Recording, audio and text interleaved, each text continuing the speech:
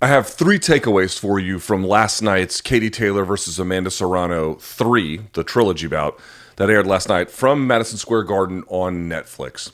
First, let's start with the fight itself. Probably the least, no, I don't know, not even probably, definitely the least entertaining of the three. Not exactly a terrible fight. I don't think I would call it, horrible or something like that. That would be a bridge too far. Katie Taylor is a very good boxer. In fact, I'll talk about that in just a second.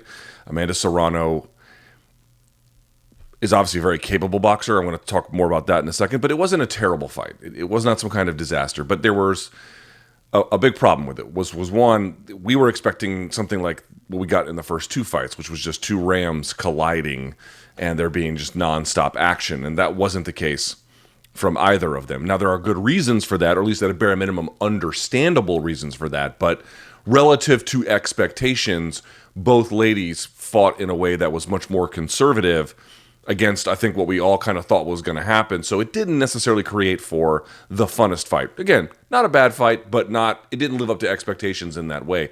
However, I would more centrally put the blame on Amanda Serrano. I found her game plan to be baffling. Not baffling in the sense that I can't make sense of it, but maybe the better word is I hated it. I just hated her game plan. In the first two fights, you can make the case that the reason that she lost was that she was too aggressive. And in being too aggressive, it caused head clashes. And you heard the commentary team, and they must have been told by Serrano and her camp that they were very worried about the scar tissue that she had and the head clashes that caused it previously, or just more, the building up of the scar tissue more generally from, years of fighting. But they were worried about the scar tissue. But essentially, she made a bet. In the first two fights, as I indicated, she went out there and just kind of was guns blazing, and that consequently got her countered a lot in very demonstrative ways. I had spoken about this on Friday's MK. Even if you want to say that Serrano is the more power puncher of the two, Taylor has a way of being a bit of a sniper and a very effective counterfighter, such that she's able to catch Serrano in those first 20 rounds that they had in ways that I think really captured the judges' imagination, or at a bare minimum certainly made a more substantial imprint in their memory when it was time to record the scores. Now, the flip side of that, though, is because of that pressure and because of that relentless pursuit of the fight, she was also able to do much more damage to Katie Taylor, and in fact had her in a bad way in both of those fights, right? Really, really put it on her. It's just, it wasn't enough in the end. Well, this time she decided to dial it back. She decided essentially she was going to be defense first. She reckoned that if she minimized wild exchanges, and that if she, fought more closely behind the jab, and if she just sort of limited her exposure, it would provide less opportunity for Katie Taylor to counter her. And that actually wasn't really true. Yes, she did limit the amount of damage that she took. That's true. And she did limit some of the more substantive countering that you may have seen from Taylor in the first two fights. So she made a correct assessment in that way. But there's two major problems with that. Serrano is not a defense-first fighter. She's an offense-first fighter. And that was a defense-first game plan. By electing to be so much more defensively oriented, what ended up happening, she just fought much more on Katie Taylor's terms. In the first two fights, Taylor was pushed in terms of not merely from the damage that Serrano did, but just the pace. Like, she was exhausted by the end of it. She was not nearly as tired this time. That was a pace that, frankly, she could have kept for maybe 2, 3, 4, 5 more rounds if the rules allowed for it. Moreover, they just ended up fighting at a range that was much more conducive to Katie Taylor. You took an offense-first fighter and gave her a defense-first game plan, and look at the result. I mean, I know one of the judges had it 95-95. I get that some of the rounds were close, but the other two had it 97-93. Yeah, that's right. You can give, I think, a few rounds to Serrano, but Katie Taylor was clearly outboxing her. I mean, that's the sort of second part here. Katie Taylor winning all three of these fights. She proved to be better, certainly down the stretch. You can argue about the first two fights if you want. There's really no arguing about this one. This one was rather definitive in that way.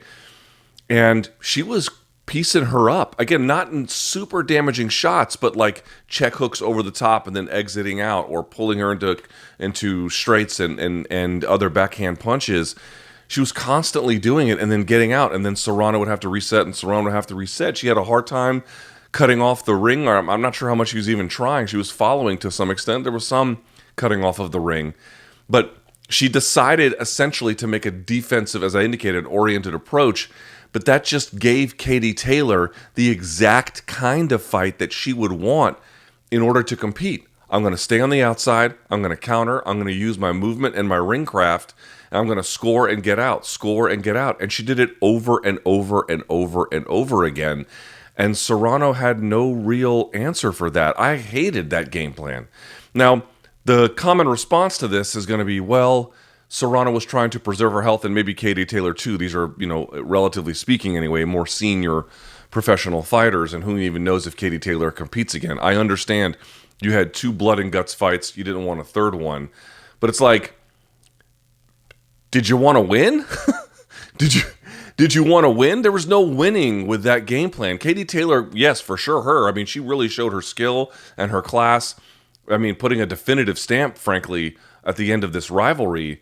But it's like, I get wanting to limit damage, but if you limit the amount of damage you're willing to take such that it mutes the very thing that you do well, how is that a path to victory? It's nonsensical. You would just have to be reliant on the judges being extraordinarily favorable. And I guess the 95-95 kind of speaks to that, because it ended up being a majority decision. To me, that was not a majority decision fight. That was a clear. I mean, judging is. The point I'm trying to make is Katie Taylor was vastly superior last night, and in part because of the skill that she has, and in part because of the ways in which she is so good, but also in part because Serrano served it up to her on a silver platter. Takeaway number 2, man, I thought the Netflix production last night was incredible. The atmosphere was electric before we even got there, and I'll talk more about that a little bit in just a second, but let's just talk about the way it visually looked on TV. Wow. I thought it was stunning. I thought it was absolutely incredible. Now, obviously, Netflix is going to be operating with a budget that a lot of, promoters / television partners are just not going to be willing to invest. This is something that, Netflix is going to have a budget and an ability to scale as a consequence in terms of the things they can do with that production budget in a way that just really almost nobody else can. So this is a very special case. But did they make effective use of it? I thought that they killed it. I thought it looked incredible. In fact, by fight time, the lighting in the arena, some of the more interesting production elements of these like overhead lightings, and then the walkway, and then the overhead path, the ring apron itself. I mean, all of it looked sleek, modern, crisp, visually stunning. A very, very, very impressive production display, I thought, from Netflix. Now, I can't give it an A+, but I can definitely give it an A-. If I had to nitpick a little bit, and please understand, in my judgment, this is like, hardly a make or break scenario. But if I did notice something that wasn't completely great, I thought that some of the backstage stuff that Ariel Helwani was doing, the camera that they gave him was fine, but the lighting behind it kind of made it a little too dark to see on TV very clearly. But other than that, I thought it was a clear home run. I couldn't believe. I don't know if I've ever seen the Garden look as just not jubilant is not quite the right word, but lifted by the production in such a way. Usually the production looks pretty good there, or even very good, and then the fight's also lifted. Now, you didn't get the fight component, but in terms of just what the production could do to make it look impressive, I thought it was incredible. And it wasn't just the in-arena experience, like at home, the graphics package that Netflix used, that desk that they had, that Kate Scott, formerly Kate Abdo, was sitting at, I thought looked, that desk must have cost a fortune to fabricate and put on set. They spared no expense, but it wasn't just throwing money at something and let's see how it goes, like, early Triller style events. This one looked like the people who were in charge knew what they were doing. They knew how to make something that created obviously an impressive visual display, but then stuck with you. It lifted everything. I really wish the fight could have delivered, because the handshake between the production side doing what it needed to, and we'll talk about the promotion side in just a minute, if that had been married with an excellent fight itself, I mean, what could you have possibly even looked at beyond that would have been even a remotely meaningful criticism? Man, I thought it looked awesome on Netflix. And I don't know if they can all look this good, if the UFC ends up signing with them, or we'll see how Canelo Crawford looks. But to me, this actually looked more interesting than what we got with Jake Paul and Mike Tyson, just from a production standpoint. And also, like, the quality of the miking of the corners and the advice that they were giving between rounds, it was crisp, it was easy to understand. Man, they did an unbelievably good job. I really, really hope that is a sign of things to come, because it looked to me like, you know, they as a general proposition, these people know what they were doing, but they were they had finally had a more fine-tuned formula by virtue of some of their other experiences, trying to bring more, you know, live event production related to combat sports to life, and then learning some lessons, and then dialing this in. Man, it looked modern, sleek, dialed in, bright, crisp. I loved the production work from Netflix. And last but not least, man, you got to give it to them. I'm sorry, you just do. Listen, I'm not going to sit here and bag on Jake Paul, the boxer. It's not for me. I'll just leave it at that. It's not for me. I think people know the score at this point. If you're interested in what he can do, by all means, knock yourself out. If you're not, fine too. It's not really for me. It doesn't do a lot for me. However, I recognize, as a boxer, he still brings a fair amount of attention to the sport. And if people are watching boxing, even that version of it, I don't think that's any kind of terrible thing for the sport whatsoever. In fact, it's probably a net positive. But let me say this. Whatever your opinions are about Jake Paul, the boxer, you got to put those to one side. I mean, the two are actually related, but just for the moment, put it to the side. The second component is, to me, the more important one, which is Jake Paul, the promoter. I have terrible news for haters out there of Jake Paul. He's an excellent promoter. Boxing is better in terms of what he delivers as a promoter as a consequence. He is clearly an energetic force in the space. They built a great card. I thought most of the fights delivered. The Bumgarner fight didn't necessarily do a whole lot for me, but I thought many of the other ones on the card were very, very good.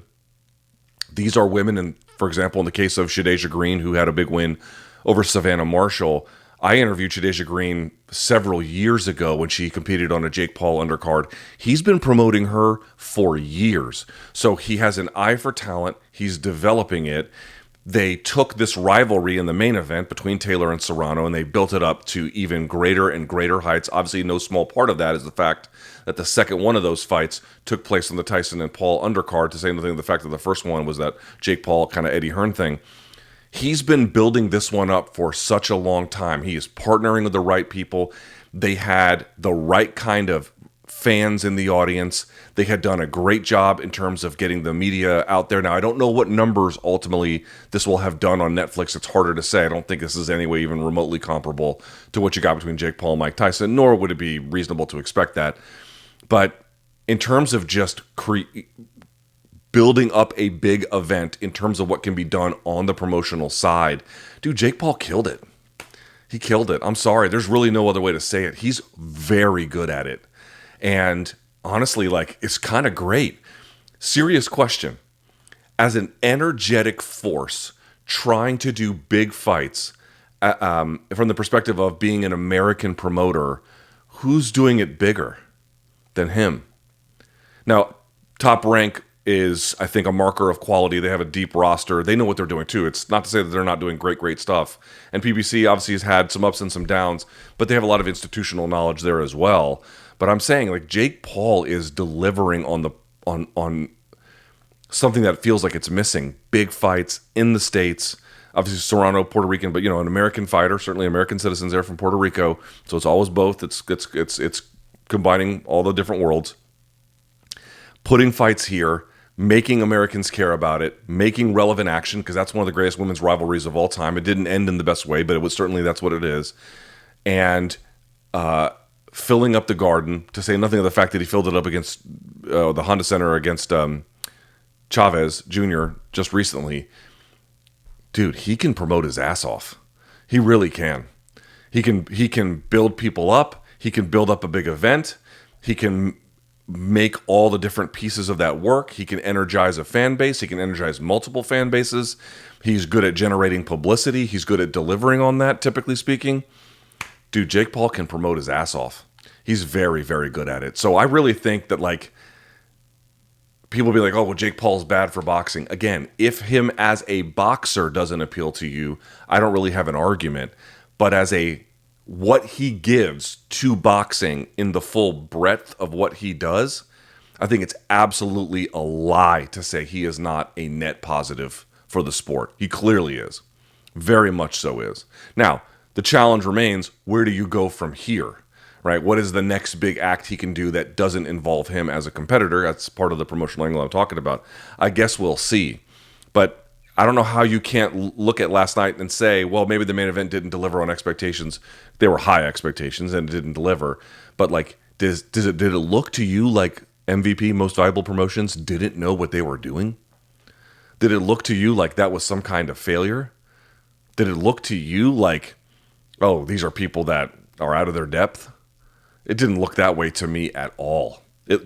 Exactly the opposite. It looked to me like they knew exactly what they were doing. And good for us as a consequence. One final note on this is, like, again, there are other promoters in the space. Eddie Hearn has done some great work. I mentioned this, Dimitri Salita out of Salita Promotions with Clarissa Shields. They've done great work. But look at him lifting up women's boxing.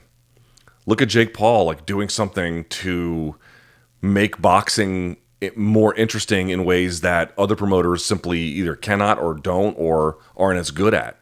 Again, I don't know how you can look at what he's doing and not conclude anything other, or I should say conclude anything other than, dude's good at it. And we're lucky that he's good at it. Like, honestly, salute to Jake Paul. I thought that was a very, very impressive and frankly worthwhile and even necessary effort given the state of American boxing and frankly even to a degree American combat sports. So we'll see what rabbit he can pull out of his hat going forward, but did everything, I should say, work out exactly the way that it needed to last night? No. But you can only engineer as a matchmaker, as a promotional entity, and as a broadcast partner. You can only do so much. The rest of it, the fighters kind of have to walk through and deliver. And again, we get it. These two people probably just didn't want to go through the same kind of hell they'd been through the previous 20 rounds. I hated Amanda Serrano's game plan. Jake Paul can't control that. Netflix can't control that. Nikisa Badarian can't control that. You and I can't control that. That's out of their control. And honestly, I've seen the UFC do it too. They did everything possible to promote. They did everything possible to make it big. And in the end, it's just, there's only so much engineering you can do pre-fight to deliver. But what you have to ask yourself is, in terms of that pre-fight engineering, did the promoter cross their T's and dot their I's? I don't know how you conclude anything other than they did. So we'll see what rabbit he can pull out of his hat next time. But this was a very, very impressive effort on his part. And I look forward to seeing what's next. What was your biggest takeaway? Let me know in the comments below. Yeah, what an interesting night. Let's see where it goes from here.